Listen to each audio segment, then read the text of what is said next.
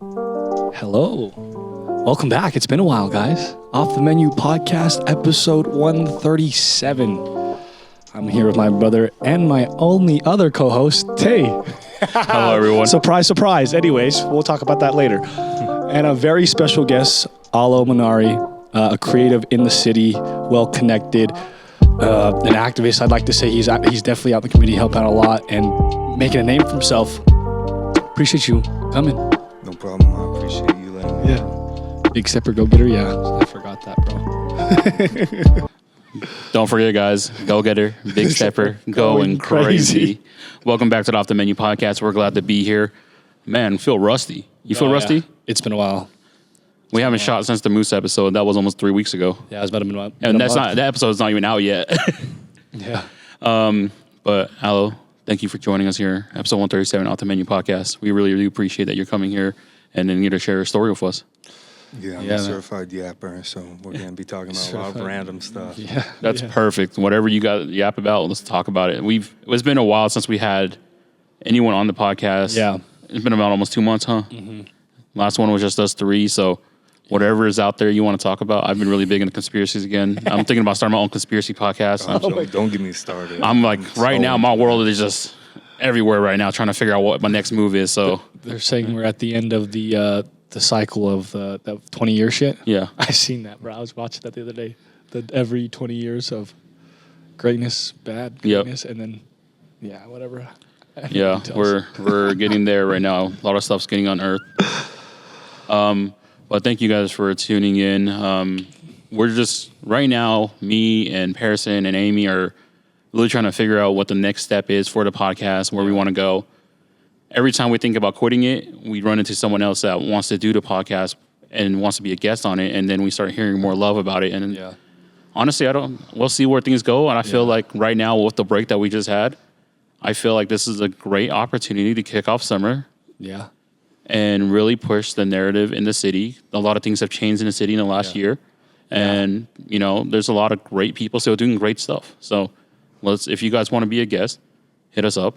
I know Alo said he got some guests for us, so let's start pushing that out. Yeah. And then, you're going to start seeing some more stuff from us. P got some DJ stuff going on this summer. He's getting going right now. Yeah, I have actually. Before we start, Alo, my apologies, but June 8th for Pride Week, or Pride Month, sorry, DJing at Bodega, they expanded their bar, so it's a lot bigger. It's like a grand opening for them, kind of, even though it's been open for a while.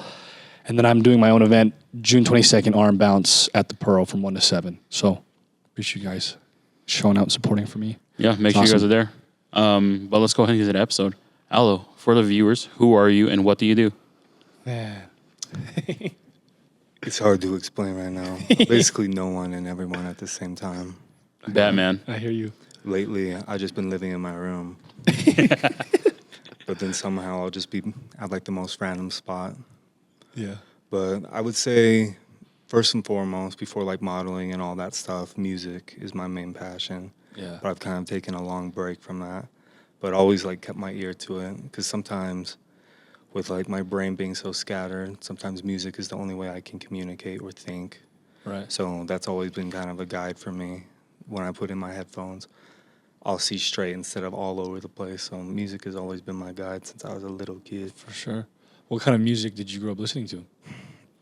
And then starting making? All sorts of things. So to start off, I was born in a generation I shouldn't be alive in. Like, I was a surprise kid. All my siblings are so much older than me. Oh, there we go. My oldest sibling was born in 1977. My mom was born in 1957. My grandpa was born in 1907. Jesus. Wow. I was born in 1996. So I was raised with older siblings. So I grew up kind of on, like, my mom's generations of things, of music. And then my siblings. So, like, I get, like, different pop cultures that other people wouldn't understand my age. For sure. And, like, a funny thing is, like, growing up, a lot of people's parents wouldn't, like, intimidate me because I'm like, oh, you're my sibling's age. Like, It's funny. And, like, a lot of my teachers in high school actually, like, went to school with my siblings. I remember being in junior high, and this teacher, like, grabbed me. She's like, are you Alec? And I'm like, yeah. And she's like, Your brother was my first kiss. We kissed in your sauna. and I was like, I just didn't understand. But, yeah, so I got a lot of influence, especially so the brothers, my sister and my brother, Kurt, there's so many of them. Yeah. So they were kind of out of the house by the time I was growing up. So I grew up with mainly two. And my brother Jeff showed me all the music, all like the indie movies from like a little kid. I remember just seeing a lot of Adult Swim and being like, what's this song? It was like 2007. And it was a Flying Lotus song. And then, so like, he would show me Amalia, or it was this indie movie. He would always show me like a lot of Wes Anderson movies as a little kid. Right. So I've been on that wave for a long time. So I've just always been influenced by the arts and Of course. and all these people talking about manifestation. I remember my mom getting real annoying when I was in the second grade, forcing me to watch the movie The Secret. Oh, And then being like, You need to read the book too. and I'm like just thinking that it was so stupid. But then I really started to understand manifestation. But then I've never seen The Secret. I don't even know what that film well, is. you don't really watch too much movies. Who's in that film?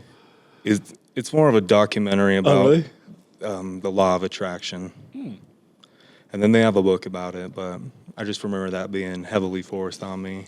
Okay. But I guess I also, as a kid, I had to grow up really fast just because of all my environment, the things I went Right. through. But like some of the things I held on to were like my toys and all that stuff. So that part of my childhood never died. So even today, I love Star Wars. So like I have a guy in Thailand that gets me some of the toys like 3 months early and all Really? these things. Like even today, me and her went and got some of the new Jurassic World toys. Like that's just something that I can't let die for some reason. Perfectly fine. Do you actually play with him? and I'm asking. I'm not trying to. You know what I mean? When I was younger, yes, but it's more course. like a fidget thing. But Okay, there it's we just go. like I like having them. Right. Like Do you like just looking at them? That's like- I you don't like set 'em up I and, rip like- that shit out of the box. yeah. See, that's So, what. yeah, and you then my set those bitches up or what? Sometimes. See, that's playing with them. Well, it's not like I know, but like you're setting them I'm up. You're like, I'm that's- not Darth Helmet this is with this this is toy. cool as fuck though. Like you're looking at them set up and you're imagining Well- what's. You know, I feel like. Well, no, I'm more like have them just laid out on my bed and just the worst pile, and then I'll hold one and be like, oh, that's this guy in the movie right now. But then it gets like, no, I have like $500,000 worth. It's a lot. Crazy, bro. But no, there's just so much that I don't know what to title myself. Like, Right. there's a lot of days where like I'm like, man, I'll just leave all this shit and just go live in the woods. Like, that is kind of why like I left like the major modeling scene for a while. It's because I just couldn't stand the fakeness. And Oh, with the people you work with. yeah, and Yeah. I've never been one person to be like, oh, because I've been around these people, I think I'm better than you. Like I could care less of Really? what I've done. Like at the end of the day, the family that I've like created, I'd rather just be around them. I could leave it all in an instant. It doesn't matter to me. Like one time, one of my best friends has autism, Right. and I brought him to New York Fashion Week with me one time, and I'm not even trying to like name drop or anything, but we were invited to a Fenty party, and we looked at each other and I was like, eh. So we just stayed, we passed out and we were watching anime, Right. and it didn't go to it. And then I had like some of my friends brought some of their famous like model friends, and he was over on his phone in his Call of Duty shirt on iFunny. I'm like, Right. I just don't, I love that, and I just don't care about the scene. So when I see people just like cloud chasing 24/7, it just drains me. Because I'm like, I want to go hiking. I want to do these things. It's, Yeah. Something that kind of matters. You know what I Yeah. mean? Like hold mean- some weight almost. Did that come with time though? Because when you started modeling, was that something like you were just getting so accustomed to? Like you weren't doing it yourself, but you just saw the whole world and you were just kind of just there. well, just growing up, I've been around a lot of like that culture, and like always having like scenarios in your head, like growing up with like all the trauma I have, and then the music would make me like think. So it's almost like I already like grew, and then when it happened, I was like, oh, I'm already ready for this. And then there's sometimes like you take a step back. Like I hate when I do that, but it's also duality where I'm like, I want to be thinking this way. Why am I thinking this way again? It happens, yeah. But then Yeah. kind of like I can't be creative unless I go into a depressive state. And then when I'm not depressed, I'm like, I need to get depressed so I can be creative again. Because it's almost like I forget what it's called when you find comfort in like the depression. Just sadness. Yeah. Yeah. Because that happens sometimes, but then sometimes I'm like, I'm enjoying it, but I'm like, oh, now I'm not listening to like murder rap. I'm listening to like Yellow Days and like some disco, and I'm like, Yeah. and part of like my ADHD is like, I want to make everything as far as music. So like, Right. I'm like, I don't know where to start. So like, I would make like little things here and there, and that's why I've never put out like a full body of work, but Yeah. because I just don't know where to start. I want to make everything, and like all my friends like make me their little show pony sometimes because I have like a third vocal cord, so I have like when I say perfect pitch, it's not like with singing it can be, but like if I hear a sound or a voice, I can mimic it almost perfectly. So I love doing like voice impressions, and Yeah. I love to do voice acting. That's always been like a dream of mine since I was a little kid. So I love doing voices, and they'll be like, do the voice, and I just Heard a couple already. They're pretty good. oh, no, but They're there, yeah. what was I gonna say? But yeah, it's just I'm kind of in the void right now where I'm like, there's so much I want to do, Right. and I know I've done a lot of stuff, but it's like I haven't done what I want to do. So it's almost like I don't care about the accomplishment. It's Yeah. not that I don't That's appreciate fair. if someone like it's like, oh, congratulations on this. I'll be like, thank you, very humbly. But then like when I helped throw together like this show, everyone was like, congratulations. I was like, that took me two seconds to throw all that together with the people I know. And I'm like, it's not the type of content I want to be putting out. Right. And- What, with Down House? Not with Downhouse. It was I have known the Masons, the Freemasons, for a long time, and one of my friends had been living there. They have a place that one person could live there, and What, like a temple or like? yeah, at the temple. Really? Yeah, so Wow. I've just always me and that friend have always been in two different worlds, but we Okay. so Downhouse was like, hey, we know Black Void, and we want Right. this is before I like knew them. Right. I was like, hey, I can make this cool thing happen. And then eventually we got that together, and I kind of put them with the Masons, and then they made those few shows happen at the Masonic Temple. Wow. Okay. And then, What was that? They started Masonic Temple, what, like last year? 2 years ago? yeah, so it was around that time. Yeah. And then so a lot of people were like congratulating me, but I remember I was awake for 3 days, so I was like brain dead, and I was just like staring. Everyone's like, whoa, this is so cool. And I was just like hearing white noise. Yeah. There's a picture Seeing of me. faces that weren't there. That doesn't happen anymore. I remember the last time that did happen. I was at Sundance, and I was like, oh, that's like a dinosaur hippopotamus, and I'm like, I'm tripping right now. but now it's just more like my brain will be there, Yeah. but then my speech isn't. So everyone will just think, oh, this guy's like on crack. He's muted. Yeah. I'm like, no, I promise I'm there. You gotta believe me. I know what you're saying. I hear you. Yeah. And then, so where should I start? I guess with modeling. Mm-hmm. I've always wanted to like do modeling and stuff, but like, I just when I first started like getting into fashion, it was like I didn't know anything. Really, Right. it's like, oh, let's go to Zoomies and find something. And like growing up, like I grew up very poor, so Yeah. I remember having all the DI clothes, and then when I get holes in my knees, having to get the patches, and having all the kids like just make fun of me and stuff. And then Right. I remember in junior high, I finally figured out where all the kids were getting like the cool clothes, and there was this kid that's like, somebody went shopping, and I just wanted to fit in, and then eventually I was like, I don't care about fitting in anymore, and I liked being different. Right. I just hated the constant attacks, and then I started kind of doing my own thing, and everyone would like, people that weren't in the scene, that were just kind of in a different place, they'd be like, oh, that's weird. Are you gay? Are you all these things? That's stupid. And even like my family being two different generations, they'd be like, oh, that's weird. And I just, growing up, I learned to never listen to that stuff and have major faith in myself. And then I was with my ex at the time, and then when we had broken up, it like destroyed me. And then she said these things to me that were like talking about like how ugly I was and all these things. And you'll never like be into music. You'll never be a model. So it was almost like a rage that I'm gonna do. It started out, Yeah. I'm gonna do all this to prove you wrong. Mm-hmm. And then just going through one of the worst depressions of my life, I actually went to New York at one time to jump off a bridge. I was like, I'm done. Mm-hmm. And there was this artist that was helping me during my depression when I listened to her. Her name was Kelsey Lou. Okay. And I saw something that she was doing something in the city. It happened to be New York Fashion Week. I did not know that. Mm-hmm. So I'm like, it's a free event. I want to go see that before I decide to do that. Yeah. I ended up getting scouted by some people in the scene, like big people.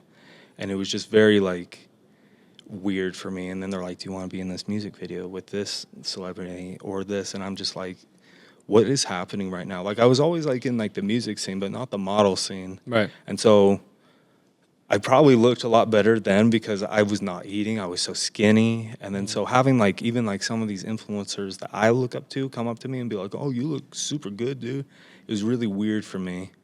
And I remember signing the contract to one of my agencies and then it was just from there I started doing some things and then like I said, it started getting a little bit more fake and then the only reason I was able to kind of travel to and from New York was because my mom's a flight attendant, Right. and I kind of get those benefits.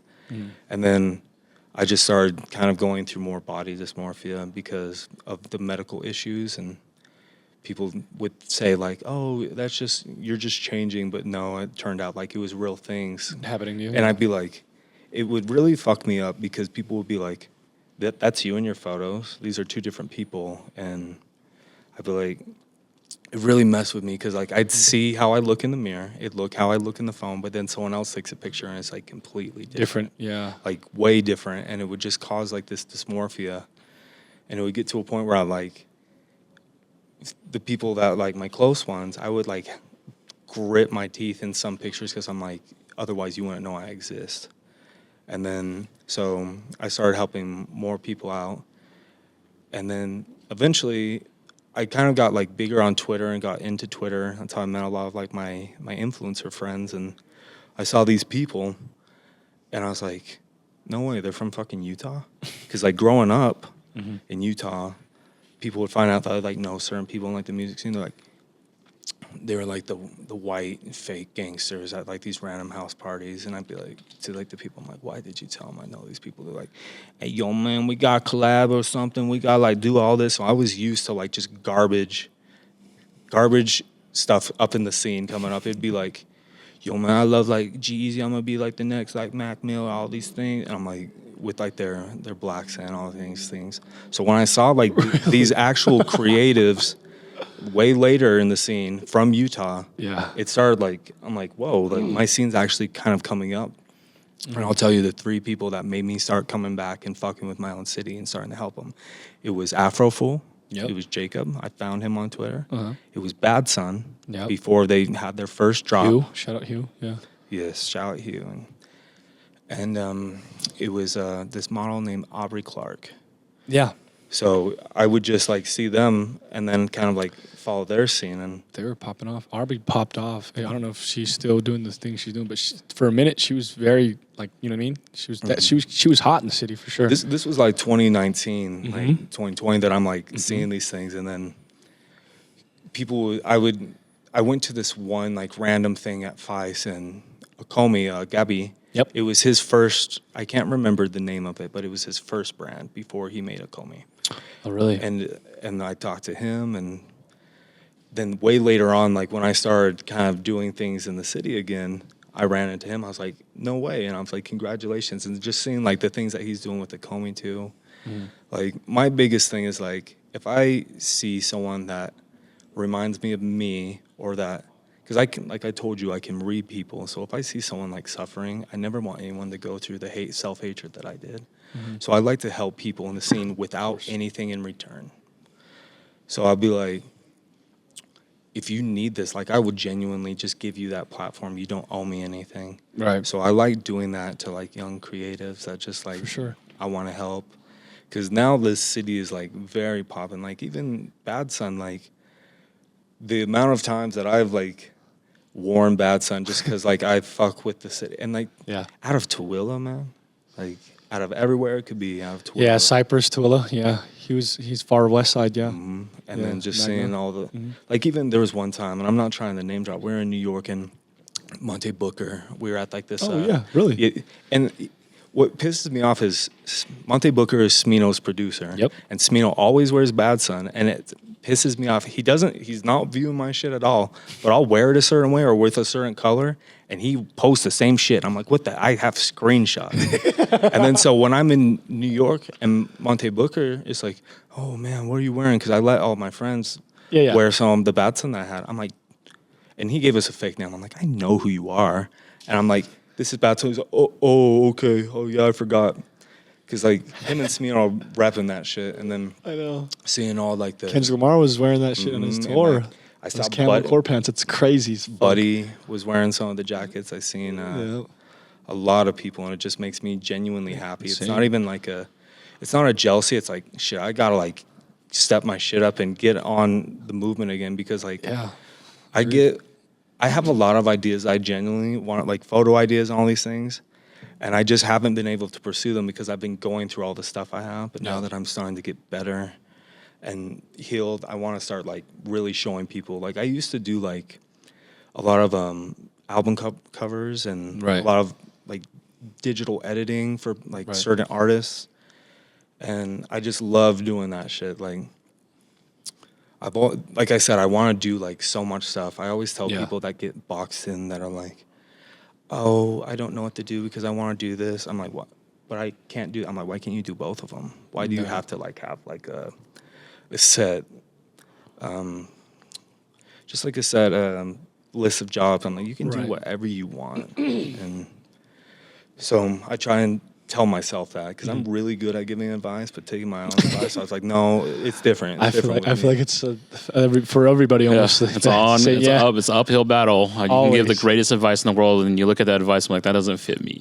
That's what happens, and that's when you walk yourself in, because my mind is always running a million ideas, and then I get trapped, and I'm like, all right, I'm just gonna sit down, and then I'm like, I'm not gonna do anything right now. Exactly. It's the ADHD. Yeah, where, it's- like you're like I can do this and this, and you're like, oh, I'm Yep. still in my bed. Yeah, No, 100%. yeah. I feel like I can get so much done in my mind, Yeah. but right when I have to get up and do it, I'm just like, I'm gonna try to figure some more stuff out. It's been happening to me recently where somebody would say, why didn't you ask me? Or why didn't you do this? And I go, well, I did in my head. And I forgot to just do it out loud or actually physically do it. That happens too. Or like sometimes it's not the right moment, or Of course. or sometimes like with me having an Adderall prescription, Yeah. I've had to teach myself, don't talk to everyone when you're on the up, because the next day you're like, I don't want to do shit. I don't want to talk to anyone. Yeah. Because sometimes like I would have to take it because I have PTSD and depression and everything, and Right. so like the real me, I have RBF like a motherfucker. Like it looks like I want to kill you, but in like my head I'll be like, I'm having a good time, and like I'll just have like the most angry face. So and like sometimes my voice can be really deep, and like I don't know that I'm talking mean, and so when I would take the Adderall, it would just sometimes make me a little bit too talkative, and I'm like, oh shit, I'm annoying everybody. And it's like you're aware of it, but you're like, I just can't stop talking. Or it's like, I have this idea and this idea. And it's more like, not like, let me tell you how to do it. It's just all my ADHD is able to come out at the same time as fast as I'm thinking, I'm saying it. So I just am like talking. And it just, Yeah, there's been times like when we did the Capitol show where Oh, I was yeah. just like, because I would have to, because I didn't always have like a social anxiety, okay. but then like one day it just randomly hit, and I don't get the feelings anymore where it feels like my heart's gonna blow up, where I'm physically like paralyzed. Right. But now it's like to a point where I know a lot of people, so I can still communicate. But yeah, I'm still trying to wean off the Adderall feeling so I can learn how to deal with things a lot better. But sometimes I do need it for my like anxiety and stuff. But So that helps with your anxiety because it allows you to focus like It- on. it's not like the people where it's like, oh, I was able to do all these math things. No, It's like, right. But I'm saying like focus what's in front of you type of thing. You know what I mean? Yes, and Yeah. sometimes like with how much trauma I've been through, I got to a point where I knew it was bad because I couldn't feel anything. I could see it in my head and feel these emotions. Like I could be sad, but I couldn't cry. I couldn't do anything. So sometimes I would have to take a lot to actually have a come down, to actually really feel those emotions. And in those real emotions, I would also find like an artistic self where I'm like, oh, I'm able to finally like release this. Because me being an art hoe, an artsy bitch, I can't release a lot of trauma that I've been through unless I do it in a very specific category of an art form. Okay. And so if I can't release something through music, it will still be in the back of my head forever. And so it's just getting to that point where like I've made the songs a million times in my head. I need to physically do it now. Right. Or like, but sometimes I'll like dip my toe into something where, oh, I know that person wants to do music. Let me help you with this idea that I just gave myself, and then I'll help other people. But I'm like, I'm getting to a point where it's time to help myself. Right. So like, I was thinking about like this podcast when you ask people what they do, and I was like, I really don't know what I do these days. And the imposter syndrome is real because I've had people that like want to collab with me, and I'm like, what have I done besides dress really nice sometimes and do a little thing here and there? I'm like, besides that, like I'm in my room and like booty shorts and a tank top. Like, I'm like, I don't know how like I went from there to then being in like, I've made like a name for myself in the city, and it's really weird for me. Yeah, I hear you. Because I feel the same way, bro. I sit in my room, play 2K for several hours, and I DJ here and there, and I pop out and I show support. But imposter syndrome is a real thing because you don't feel like you've done shit. So I get it. Because it's like I said, I want to do it a very specific way, and if I haven't released my art, then I'm like, that's why like you'll see me like in like a random like exotic place, but then I just post brain rot to my story. Like I'm like, that shit.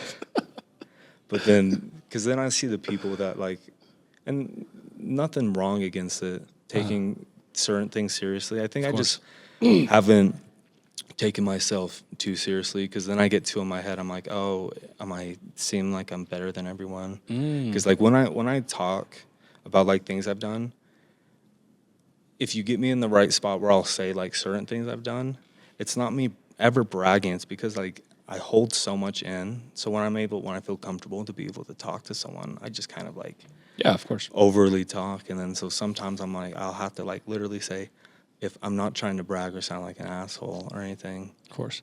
Because like, if I get comfortable around you, I'm an open book. So sometimes I'll like name drop or I'll say these things, but I'm like, genuinely, like, I'm not bragging. Like, I'm like, I'll hang out with like the most random person and do nothing. Right. I'm like, we don't have to be in the scene. So when I'll be at like, go out to like events and like I see people trying to social climb, it just like starts to drain me.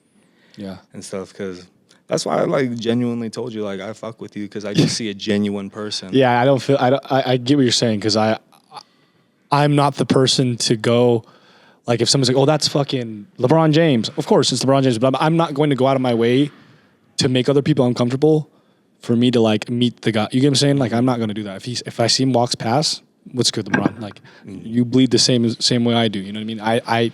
If you want to give me some of your time and have a conversation, then great. If the scenario calls for it, I'll definitely talk. But there's times where I'm like, oh, I don't care. I genuinely, like I said, if you're interested in me, I will show the same interest. But like if it's not reciprocated, I don't really give a shit. Honestly, there's a few people I fangirled out over though, but. I might. Yeah, you might catch me with somebody that. But for the most part, like I just coming up with like my brother doing the Comic-Con stuff, and just always being around celebrities. Yeah, my mom meets a lot of celebrities on the plane. Before like I ever like had any encounters with A$AP Rocky, my mom called me and told me that there was a celebrity that they let on the plane early, and she's like, I told him that you know so and so, and they were.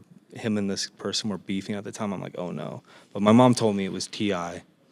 the whole time. So my mom does not. They were beefing? A$AP and No. Okay. My mom told me A$AP was T.I. because the pilot. Oh. My mom does not. Oh, she don't know. So then when I'm expecting T.I. and I'm like, okay, I'll say something to him, I guess. Oh, okay, there we go. And it's Rocky, and I'm just like, oh my gosh. Mom. But one thing Rocky did do in the future is I had like some connections to Flogna. Tyler's Because you've met Tyler before, haven't you? that's someone that I've known for a long time. Yeah, I was gonna say you've met him. Since before he was famous. So Yeah. like he's the one person I know, but through him I've met a lot of people. Right. So I'm at his festival and I see all these people because they would allow, with the pass I had, I would be up like with the paparazzi that would come up, so above in front of the stage. Like an artist pass, basically. Yes. Almost, yeah. And then so I saw ASAP, and then I saw a bunch of people like going up taking pictures with him. Mm-hmm. And I just went up to him and I'm like, I'm going through one of the toughest times in my life right now. One of your songs like genuinely helped me. And he was just like, we had kind of a quick, nice conversation, but it was what he did after where like I went away and he saw me like leaning up on something and he came back like way later, like 2 hours later, just pat me on the back. He said, "You're going to make it. It's going to be okay." So like I held on to that. That's fire. Because like once again, he recognizes that he did what he needed to do, and he remembered you, saw that you were still there, took some time out of his, and said, "Bro." I think subconsciously I always nice. try and say something that's like always going to make them be like, "Oh, this person's a little different." Yeah. I don't mean to do that, but I've gotten real good at it. Yeah. But that was something very nice that I Yeah. like held on to. When was that? How long ago was that? That was after the breakup in 2019 before I ever like became- 2019 Camp Flogna. It was 2018. I was 18? I was there 2019. Yeah, because he ASAP came out that year too. He did, but he was a guest. He did a guest with yeah, Tyler. did a I've bunch been of guest yeah, appearances. I was there too. I've been at a lot of them. Yeah. I've taken a break from it for a little bit, Yeah. but Damn, you met Tyler though, bro. I want to know about that. I seen that post too, because you reposted that shit, and that was a post from a minute ago on your IG. Well, if you look at all of them, it's not just met him. Like it's been like a real. I know, that's what I'm saying though. That's why I'm like, I want to know about this. It was just kind of knowing certain people and then being around him since before. Like it was around the time that What, like, 2012, 2011? No, it was around the time like Bastard had came out and just before he had his shop. So that's 2011, no? Bastard? It was 2010? about 2010, 10, yeah. 2009. Yeah, I was 2009, in yeah, junior yeah. high. Yeah, okay. And then so I remember his album Goblin Mm-hmm. because I'm a Bastard too. So I remember Okay. really like loving what he had to say. 'Cause Yeah. I'm like, oh, and we're both Pisces, and Yeah. so it was just like this connection, and he helped me through a lot of things, but I will say I was a Pharrell fan before Tyler started talking about it. That's another person that like I really look up to is Pharrell Williams. Mm-hmm. Like I got like my Pharrell books. I love NERD, and Mm-hmm. I have seen and watched the Pharrell Lego movie so many times. You haven't seen it yet? I haven't seen it. It's so good. It's it so sounds good. like goofy. No, I Like, know it's good. It's so I good. just I made my mom go see that. She cried. Like, Dude, I cried. That was like it's not what you think. it's like No, one I- of the greatest biopics I that heard- you no, the I most heard. creative way you can come up with a movie heard. and talk about yourself and talk about your stories. It was just amazing to go through his journey in Lego form. he said it like a fool. Because you can only come there's no way that Pharrell's mind like he can show that in human picture. The way he thinks. Well, the way he wanted to, at yeah, least, but then the Lego movie It's so got to colorful. show Yeah. every bit and piece of his brain. And before that movie, I'd be like, you know, Pharrell produced the song. You know, the Neptunes. You know, Chad Hugo did this. and they did this together. I'm like, you know, that Timberland's like his cousin. They came up together. You know, he started Pusha T, all of that, and They ran the 2000s for a hot minute. They produced or co-produced like 65% Him, of top hits. Timbaland, yeah, Timbaland, Missy Elliott. Yeah. 2000s was- Something I love is I have a photogenic memory, and I remember growing up in like the early 2000s and just that era, and like they gave almost like a Brazil vibe off, like the old Neptunes, and so I love going to relive that in my brain. So I Yeah. love the early 2000s, like late 90s, early 2000s, and all that. For sure. And there'll be songs that I'm like It's a different time. you know Cole, like Kohler. That's his at. He has like the long hair. Ooh, yeah, I do. Yeah, So yeah. Kolar, yeah. we were hanging out not too long ago, and I was like, you know, Pharrell did this too, right? He's like, what the? He was just mind blown. Like, it was that the No Doubt song. Dunk dunk dunk dunk dunk dunk. He did that one, and he just did the song with The Weeknd and Playboy Cardi. What song? Is that a new song? Mm-hmm. The one that they Oh, just, Timeless? Mm-hmm. Oh, That's a Pharrell yeah. beat. But That's Timeless, yeah.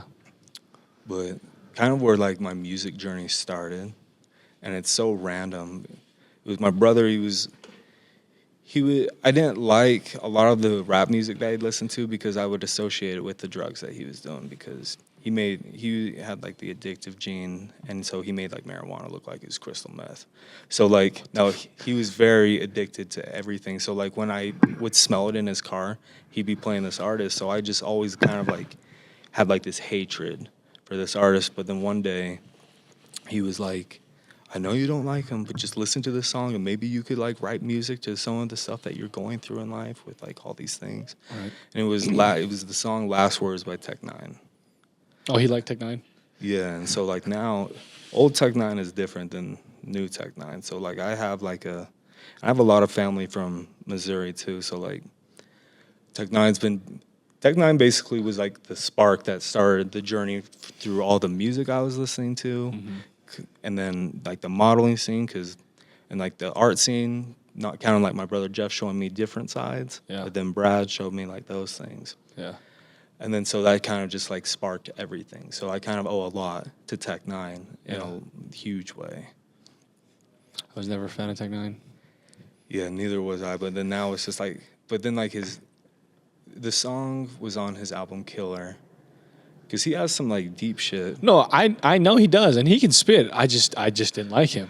No, that's how I felt with Mac Miller for a while. Yeah. Like, because I was very, like, bullheaded about, like, a lot of, like I told you, all those people growing up would be like, hey, yo, man, we got claps. So that's how I, like, felt about Mac Miller. I was like, it's just another, Corny? like. You thought it was a corny white boy? Yes. There you go. And then he came out with the song with the internet. Yep. And then it was like a live performance, and I was like, I actually like really like this. And then he came out with his TV show, and I'm like, oh, Tyler's on the TV show. Flying Lotus is on the TV show. Mm-hmm. Absol, all these people that I like. And then he came out with Watching Movies with the Sound Off, and then That was it for me. And then his album, his mixtape that had Thundercat all over it, and it was the Faces. Faces, yeah. And then so I got to tell Mac Miller in person. I was like, I see you as becoming one of the best rappers ever. So he was just musically very inclined because Yeah. he could play a lot of instruments as well. And then Not only that, he can hear, and he can like. You ever see that video of him just in a studio, and he's just going like this, and he's like this the beats per minute, and then they start playing it, and they start capturing it, and they're like, they're like, this is something else, this. But then again, my music taste has gone better and changed. So I was able to. I just couldn't see certain things. I didn't understand certain things. And the older I got, I'm like, oh. No, that's how it is, bro. That's how I feel too. No, yeah, because I'm very hard-headed and stubborn too. I like to think of myself pretty optimistic, but like I'm stubborn in certain ways. Mm-hmm. But like you grow to like try to understand these things and like just accept them for what they are. And if you don't get it, you don't get it. But yeah, I'm with you, bro. Like that's been something I've been trying to battle. I wouldn't say battle with, but learn more.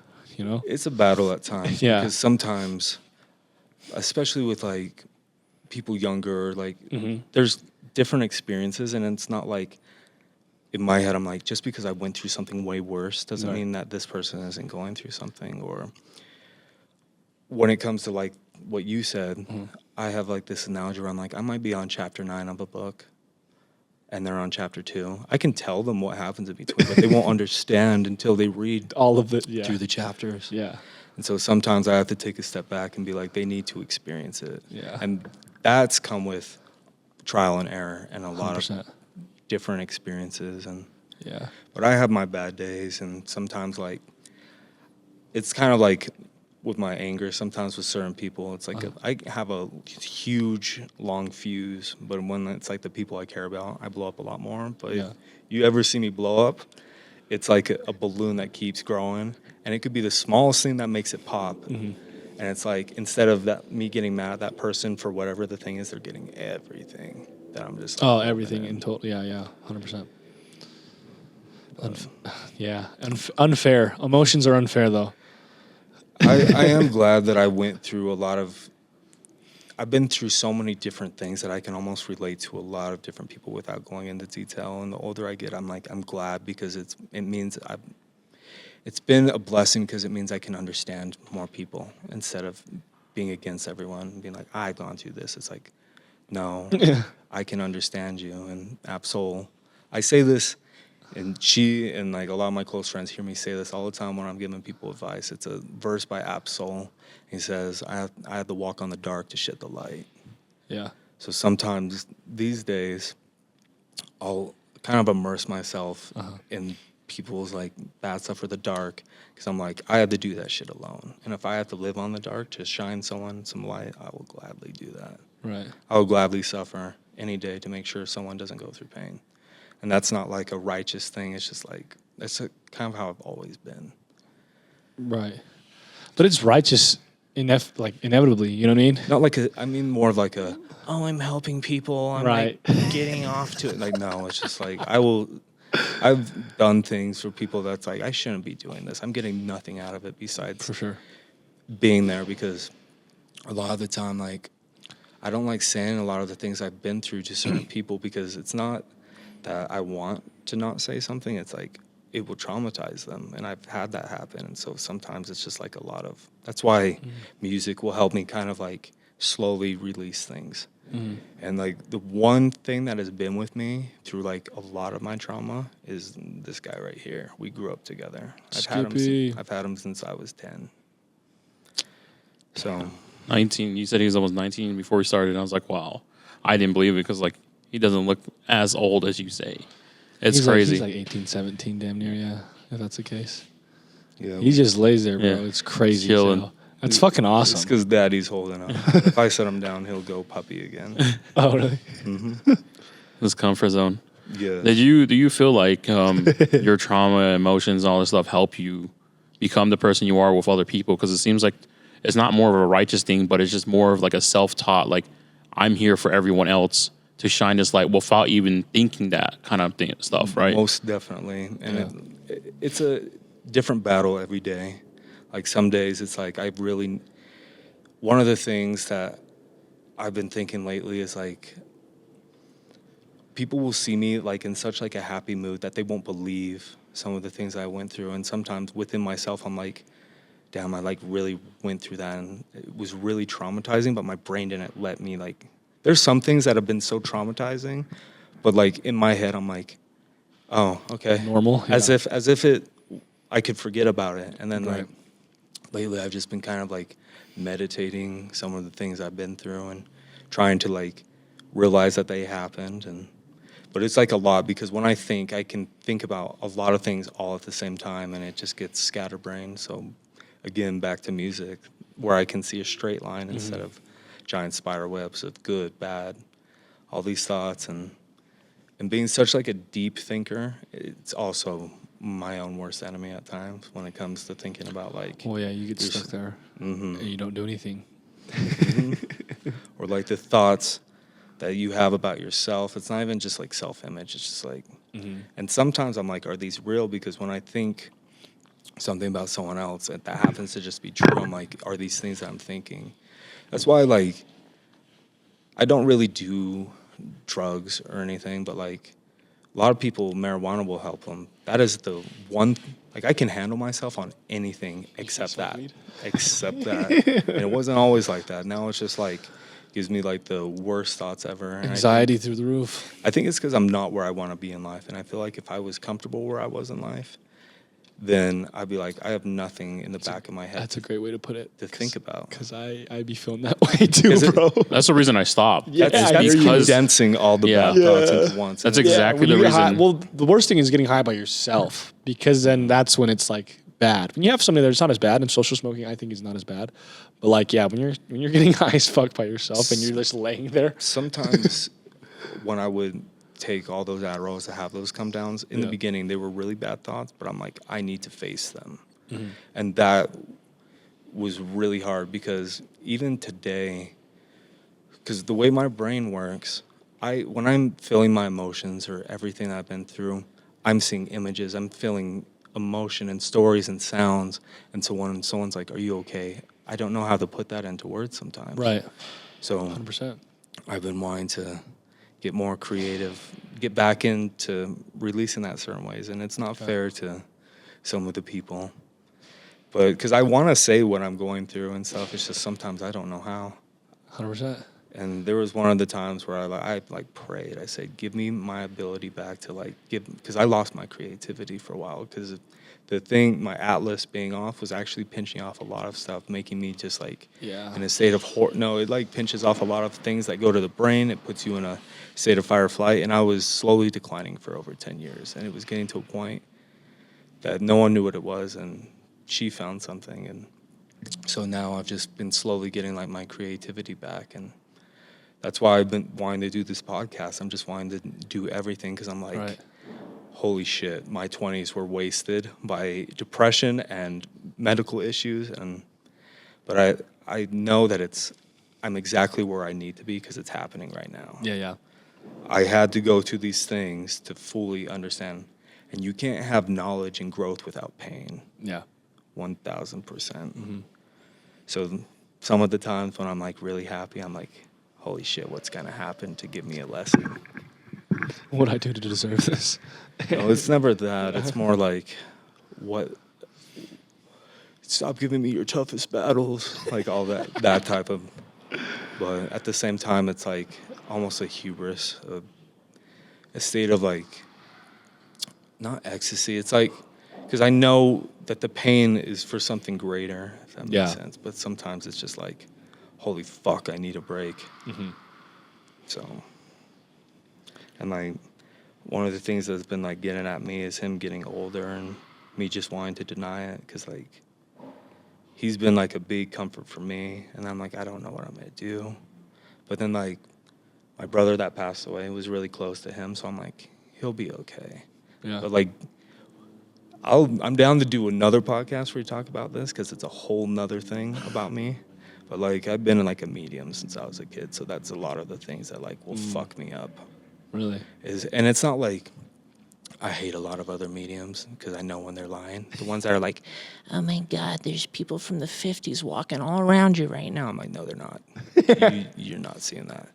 Because the stuff that happens to me is at really random times or and the more depressed I was, the more in tune I was with those type of things. And it would happen at random times. So when I can read people, it's more of whispers in my ear in a weird way without me sounding psycho. I'm okay, I feel light from this person instead of conflict.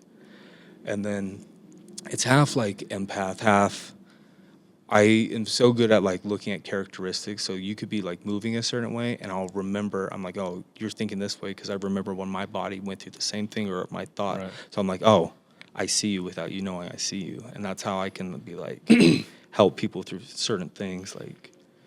For instance, I'll say something a certain way because they're used to hearing things this way, but I'll open up in a way where I'll think, this is how I wanted to hear it. And so I'll say it that way. And they're oh, I hear it now. Or I never thought of it that way. And so I helping people more than music or anything. Because I know deep down, my purpose is a lot bigger than anything to do with the modeling scene. Of course.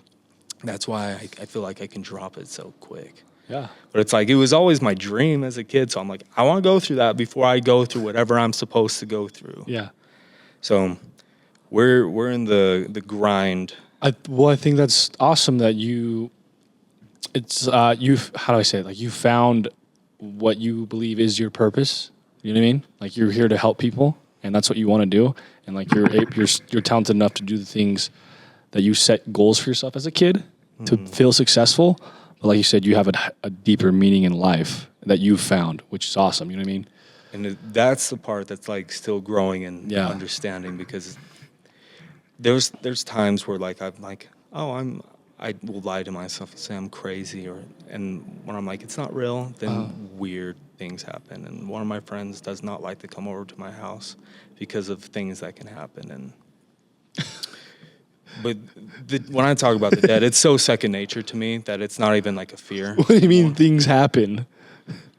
Elaborate for me, please. There's so many different stories.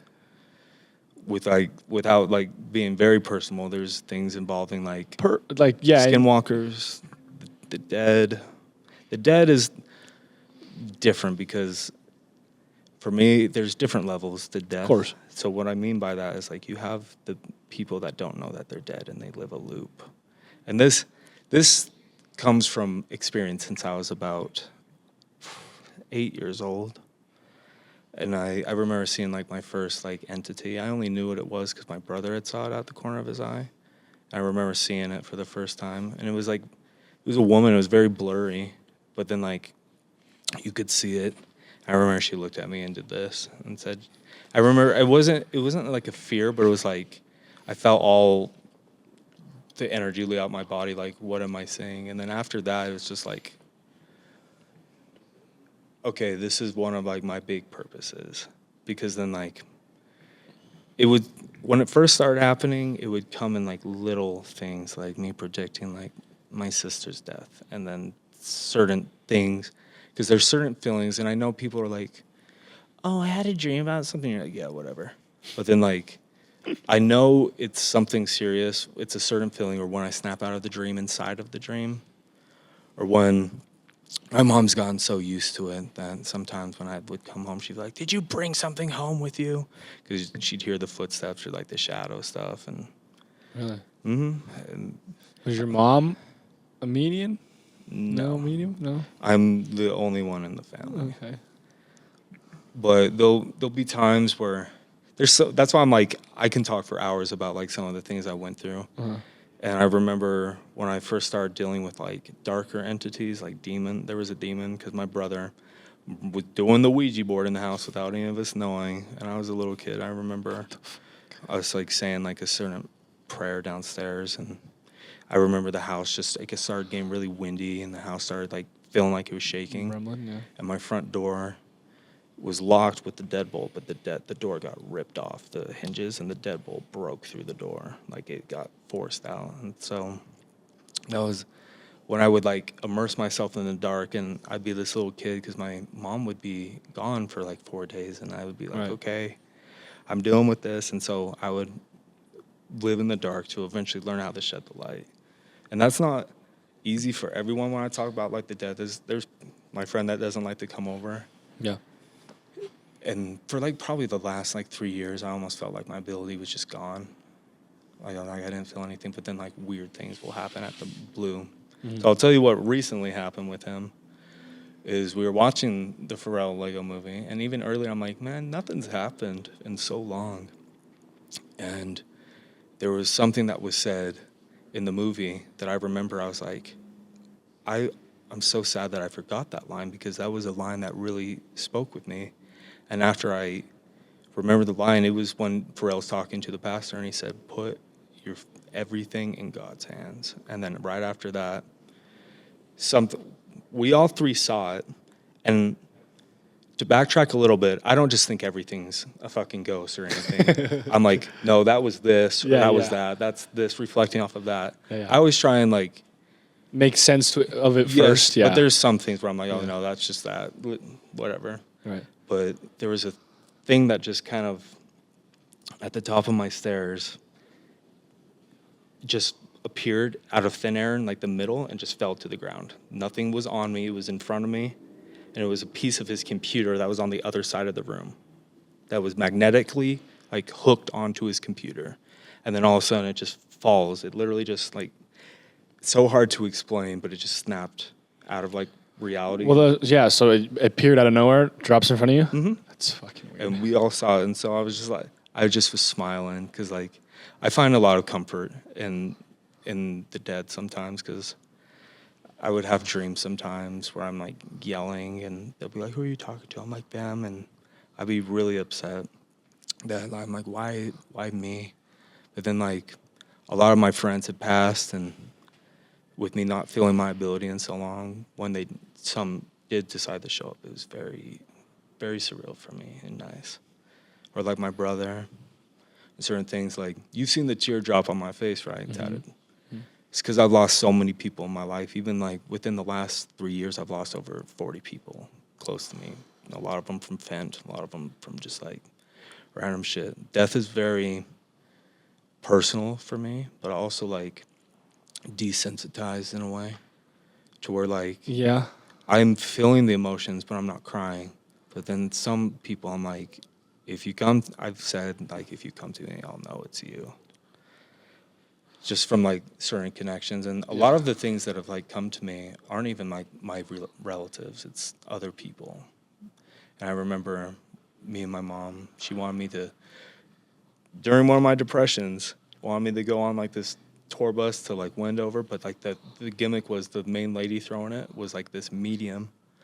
And so, again, I'm, like, skeptical because I'm, like, this stuff is really personal to me. And so when I see someone just like, oh, this person is right here and talking to you.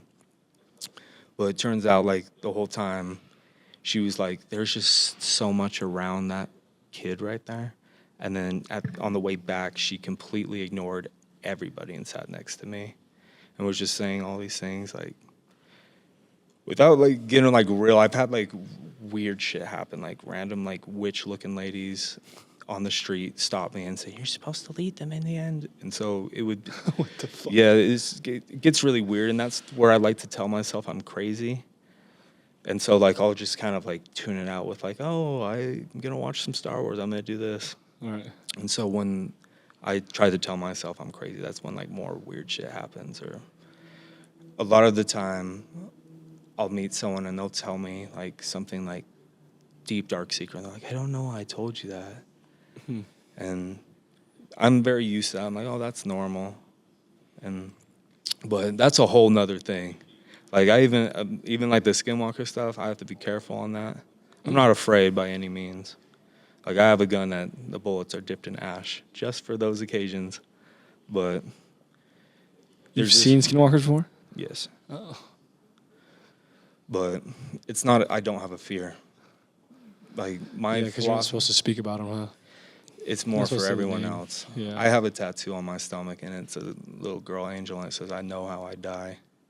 So it's like, there's been so many times that I should have died from things, but I don't. So it's like, out of respect for other people, I don't say it, but it's like, in a way, I kind of know how I die. I'm sorry, this is such a weird episode.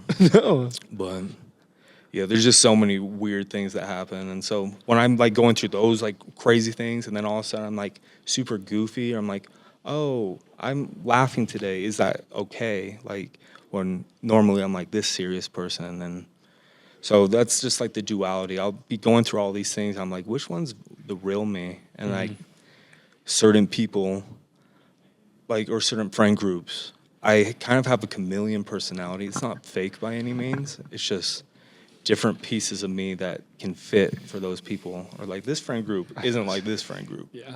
So it's just fighting, like, who am I really? And that's what I've been kind of going through. Because there's times where, like, I'll just, like, say random things on, like, my story, and then I'm like, why am I saying that? Like, It's like identity crisis or what? no, it's more like saying, like, giving too much information or being, like, a person I'm not, or sometimes when I'm not humble, I'm, like, in my head, like, there was recently, I was out so much that, like, I started to lose who I was as a person because I wasn't the person that I know I am. And I was aware of it, and it was just like, you're kind of, like, riding shotgun for whatever's happening. So I'm like, I need to take a step back because you only know yourself when you're alone. So I like to self-isolate sometimes so I can, like, regather my thoughts and who I am. And then I'm like, okay, I was acting a little stupid. That's not who I am. On social media, I don't care what people think I am. Like, I'll post anything randomly. I'm like, I'm not there to act like I'm different or 100%. something I'm not. The things that matter is, like, my close friends. I want them to be okay or, like, know who I am. And Right. I've had, like, a lot of family issues. So, like, when I created, like, my own family, basically, it was very, very nice for me as well. So, Alo, were you born in Utah? yes. So where did you grow up in Utah? I grew up in North Salt Lake, Okay. like, Bountiful, but then, Bountiful. like, was dragged into a lot of other things that I mentioned to you. Right, of course. And, Where'd you go like, to school? Or I did you went move schools a lot? I went to a couple of different schools because, like, I was, like, the class clown, but, like, until I was older, I'm like, I didn't realize I was going through really traumatic shit, and that's how like I handled those things. Yeah. So, and like, scoping. Yeah. But I didn't know that because like I'd be like going through something really traumatic, and then I'm like, at the bus stop, I'm like, oh, no one would know I was just like crying or any of these things. So I went to a lot of different schools, and I think I was just misunderstood because people, especially like junior high to high school, there would be so many times where it'd be, because I would do some crazy shit that like now I'm like, I don't even have the energy. Like, I don't even believe I did those things. Right. And so like my reputation traveled schools, and it'd be like, oh, he did this or he did that. And then like the story would slightly change. And then I had like this reputation, and then I would act out stupidly. There was a lot of stupid things I did, but I didn't know I was going through things. So like when I've ran into a few people from high school now, they're like, you're not like what I thought. And I was like, I was always this person. I just didn't know how to like show that. So, but yeah, I was born here in Utah. I was born in Bountiful. And then I was raised, until I found out I had a different father, I grew up with 6 siblings. So then when I was 12, there was just a lot of, like, I got kicked out. My dad, I call him my dad, but like biologically, he's not like my biological father. He's my sibling's father. So I grew up with him, and because he tried to take me from my mom to like get back at her and all these things. So like I'm going through like this whole different war, and then like I hated Adderall as a kid because they forced me to be on like this experimental type of drug that wasn't just Adderall. It was almost like ketamine. Right. And I remember I was a chubby kid, so I got skinny. Yeah. And I had like no soul, so I didn't like Adderall for a while, and then I'm going through all these things with school, struggling with like, I was always creative. I always was like smart, but people didn't know I was smart because I would act so stupid. And then eventually, like, when I was 12, my mom was like, he's not your real father. Damn. No, there, without like... That's hard too. No, I went through so much worse. Well, with you bringing that up, how did she go about, like, did she just drop the bomb on you or what? It was more just like, because I got kicked out of my dad's house when I was 10. They kicked me out. And I wasn't doing anything that crazy. Your mom... No, my dad and stepmom. Okay, your dad and stepmom, okay. And for cutting his hair initially, it was just like a lot of... It was major, like, mental health problems with them, and then, like, craziness. And so I cut his hair. He's a long-haired dog. And I was like, I didn't know what double coat was back then. I was like, he has, like, a shorter hair under there. So I really shittily cut him with the scissors, and it was, like, the worst. And they were like, you're fucking out of here. And, like, I'll think about things I went through when I was, like, really little. But sometimes when, like, I brought up certain things up to my siblings, I was like, I was actually that old. But because I was forced to grow up, I had, like, a different mentality that people thought I was a lot older mentally, which I was. I almost feel like when I think about, like, my age group in, like, elementary, I'm like, we were almost, like, this intelligent just in little bodies. So, like, one of the things what was it? My stepmom, without throwing people under the bus, like, had got to me when I was 9, and she's like, I don't give a fuck what you do in here in the house anymore. Just don't have sex in my house. And I'm like, what? Like, it was all these things, and then so that's why, like, That's crazy. like, I remember being in, like, drug dens as a kid with certain people. So, and having the photogenic memory, I can still see everything perfectly right in front of me right now. And so kids might bug the shit out of me, but I'm overprotective of children, of women. And then so when I see someone going through some shit, that I'm like, I don't want anyone to go to that dark place that I had to go through by myself. So I will always go above and beyond to protect people's innocence. So I'm like, it was meant for me to lose mine, but to help other people. And I'm completely fine with that. Yeah. Because there's times where I have to be the leader in the friend group, but the best part is when I can be around certain people that I can be stupid and just, like, let all the goofiness come out. Of course, yeah. That's why you have, like you said, that's why you have a family. That's why you have friends that you can do those certain things with, and certain things you don't. And that's why they're there to check you. Some are there to check you to make sure, like, hey, you're being dumb. And then That's what I tell certain people. I'm like, I love, because sometimes I can look intimidating or something like that. But I say, I love when people call me out on my shit. Yeah. Because a lot of friendships these days are so like fake, or like if there's conflict, you're fake as fuck. We're hating. If I'm doing something, tell me and let's work on it. Like 100%. I like being called out. I like people that can communicate that way and still be friends. Mm-hmm. Instead of like the whole friendship just cracking over one little thing. Yeah. So I appreciate those type of friends as well. 100%. You need those. You don't need yes men in your life. Yes. You don't, like you said, you don't need yes men clout chasing. Like, yeah. I need you to fucking tell me what's right and wrong in your eyes, and I'll determine my perspective. Like, okay, for sure. No, I like when people are genuinely real. Yeah. But if they're not, I can see right through it. 100%. So again, back to you.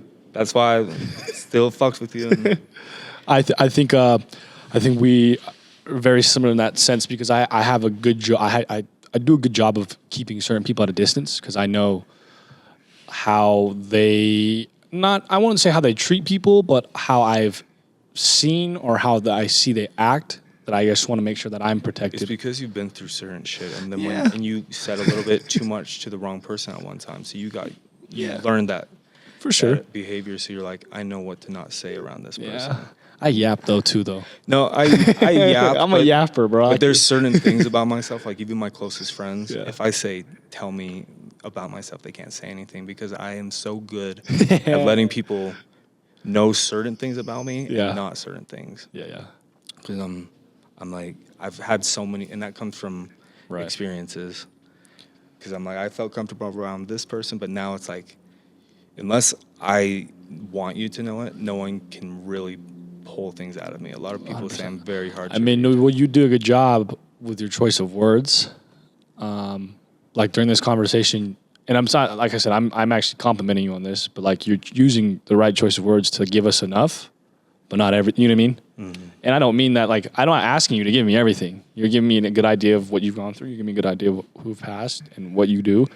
Like I said, it gives me a better understanding of like where you come from, you know what I mean? Because we'll need a special 5-hour episode for me to fully unload. Yeah, because we're actually at the hour mark right now. Oh, damn, my bad. No, you're good. Oh, you're good. No, you're good. I didn't mean to get into that topic. I like talking about fun shit too. No, it's okay, bro. This is for you at the end of the day. This is a platform. I mean, it's for all of us, don't get me wrong, but it's for you to kind of express yourself in a certain way that people haven't seen, you know what I mean? Yeah. And kind of like, oh shit, he did look like he had RBF and looked like an asshole, but he's actually not. You know what I mean? It's one of those things, you know? No, that's exactly what I was hoping it would turn into. But then, like in my head, I'm like, oh no, I've been through some shit. Hopefully, I just don't make it like super dark and depressing. No, I don't think so at all. Like I think you shed some light, like you said, and then what your intentions are. A good idea of who you are, and like you said, you're willing to help.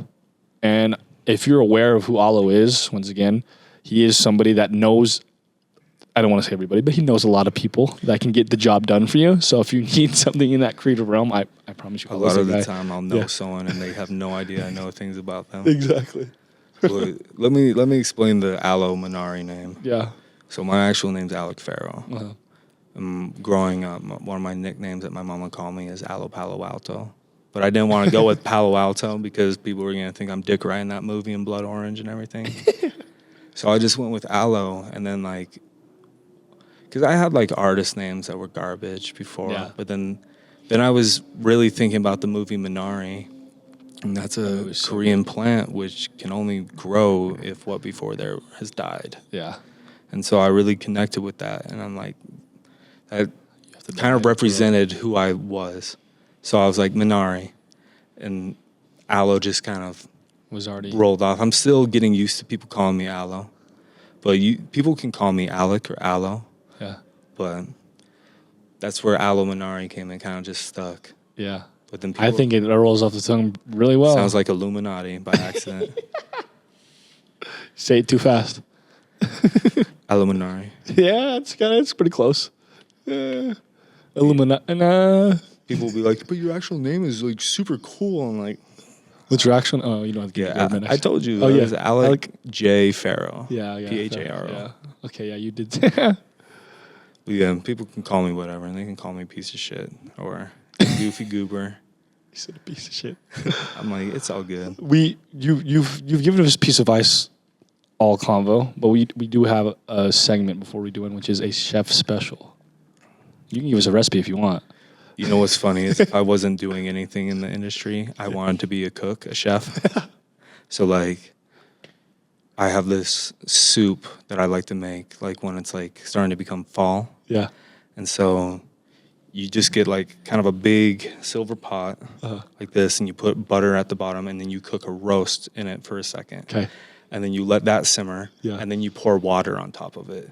And then after that, you add, I'm trying to remember everything, you add a couple apples, you add some white onions, some ginger, and then a little bit of the Korean barbecue sauce, and then you add paprika, chili powder, and another type of powder. What else do I add to it? There's a few other things. Yeah. But then, brown sugar. There we go. And then that just starts to smell incredible. Excuse me. Yeah, okay. And then you just let that simmer for a few hours. Yeah. And then you take the roast out, and then you put it on like a frying pan. You cut it up. And There then you go. it's soaked up a lot of the juice. And I can't begin to explain how good the smell is, and it's almost an ox blood color when it's done. And then you put that back in, and it's kind of like been like sizzled and everything. Yeah. And it's up to you if you want to have it as a soup, yeah. or you add rice to it. Yeah. So I like that. That actually sounds fire. It's like a braised in a way, Braised, right? yeah, What you put over the braised. rice. Mhm. Yeah. Yeah, you just pour it over the rice. Boom. And then, Add that meat you air fried. Yeah, that's gas. but then with the brown sugar, sometimes it will caramelize, and then it's Exactly. better the next day. Yeah. Ooh. I find food to be better the next day, especially when it comes to soups. So when I do a pho, Except for like pizza. yeah, no, pizza no. But I find like soups to be best the second day after you've heated it, let it cool down, and then let it Fats. sit and everything, and then you warm it up again the next day, and it just tastes amazing. 1,000%. Man. Sometimes if I want to be in the kitchen that long, I'll double it with I'll add the steak onto like a grilled cheese, a kimchi grilled cheese. Oh wow! With sourdough bread. That's gas. See, that's one of those second day meals. Is like after the first day, you eat it the way you usually eat it, and then boom, you make those like high meals, those late night meals, and put it all together, and you can kind of just put different things with it and try it out. No, that's how I figured I was just experimenting. With food. And Yeah. I have like so much other experiment things. Like when you add just one egg and then you fill it in the pan with lemon juice, and then that when you mix that together, it de-solidifies. It doesn't become an egg anymore. You add a little bit of garlic salt to it and one other thing, and then it's like this salmon slop that you put on the salmon. Oh, a little bit of honey into it as well. Damn. You should let me cook. You guys got it. You guys can eat it live. Y'all, okay. I'm always down. I'm always down for No, I'm serious. I love cooking. Okay. Well, the next episode we'll have a conversation while you're cooking and while we're eating. Okay, we can put the cameras in the house. I'll cook it live. Yeah, perfect. We would love to do that. That's fire. Alo, thank you, brother, so much, man. No It was a problem. pleasure I having you, appreciate it. and I'm Thank glad you I got guys. to know you a little bit more. We have conversations on and off, and it's always lovely. I appreciate the platform to of actually course. be able to explain myself a little bit more. Yeah, of course. Of course, and it seems like there's a lot more to it, and I want to thank Wait, you. yeah, there's I really do layers. There's layers. appreciate that you've come to Off the Menu Podcast and really open up to us, and in a way that a lot of people haven't. Yeah. Like you came and you were like, I can talk. I'm going to keep talking, and I was like, perfect. That's really what All we we want want. this platform for. Yeah. I was like, I could have gone deeper, but I didn't know how No, it's okay. traumatized I wanted to make the audience get. No, it's A lot totally of it, fine. a lot of the stuff that you did talk about, I did Yeah. relate to, and then it gives me comfort to understand that there are people out there just like me, just like you, Yeah. who have gone through a lot of trauma. A lot of the stuff that you were saying, I felt it because a lot of times when I'm talking to people, people don't understand People think that I make a lot of stuff up. Yeah. No, dead ass. No, I'm not gonna lie. that's the world I live so in. true. You know, like motherfuckers think he's lying. And I'm like, he's not lying. People say it to me all the That's what time. they thought about this too. Yeah, you know what I'm saying? Yeah, they probably think you're lying, bro. That's what I'm saying. I'm wearing my brother's old inmate jumpsuit Oh, what? that he smuggled out. And so what's funny, my uncle actually got his out too. And my uncle did 20 years. So the last time, when we talk about stories, my uncle did 20 years. In 1996, they took him in for racketeering. A lot of the gang stuff that was happening in Utah, a lot of my family was a part of that. That's why I try and tell people about, because growing up in gang stuff Yeah. as well, they're like, "Oh, it's from Utah." I'm like, "No, if you No. go look for it, it's there." And It's Yeah, here. if you, And it's it's everywhere. everywhere, It's but- everywhere you look for it. Yeah. People don't think that it's in Utah, and that's the big there's mistake. some crazy things here, especially when MS-13 was here and all these other things. But Yeah. or like when I was 18, I like helped these people kind of create their own group. It was like called like GVD originally. It was like a Polynesian group. I was raised with like a lot of Polynesians. And one thing on the record for everyone, I'm brown in my photos because I am mixed and I have not gone outside in forever. And I'm not as mixed as you think. So when I am white, I look like a white guy. That's why I don't wear a do-rag when I'm white, because I look like Kip from Napoleon Dynamite. But then when I'm dark and I wear one, he's something, but I don't know what it is. But one thing I want to say, though, Yeah. is the amount of times that it seems like I might be angry or on like the darker side, my mind always chooses like the light. And so I have, for the most part, the best intentions for everyone. It's amazing to hear, because that's what people need in the world. need that, They yeah. need to understand that there's people out there that do have their best intentions, their best foot forward all the time. Yeah. I try. Yeah. But then there's sometimes I'm like, the old me is going to come out. We're The old me is human, going to though. come out. We're human. That's what I try and tell myself. I'm like, it's okay. Yeah. But thank you guys so much. I really appreciate it. No, Of course. Thank you, brother. We got to do another one. We're going to do that cooking one. We're going to get connected again. And then Yeah. next time we we'll got to talk about prepare. how I almost got 25 years, too. That's a whole nother story. See, and that's why next time we have to prepare for a fuller episode to understand. Usually the episodes go an hour, and I felt like this really could have gone. Longer. We could have did a whole 8-hour shift. I told you at the beginning. No, I'm a Alo did certified tell me. yapper. Yeah, Yeah. you did tell me. And I listened and I asked questions. It was great. I learned about you. Like I said, it was awesome. Well, Alo, thank you for joining us here. Everyone, make sure you guys follow him in the description below. Episode 137 Off the Menu Podcast. Peace out, y'all. Subscribe. Play excellent. Play beautiful. Play proper. Stupid.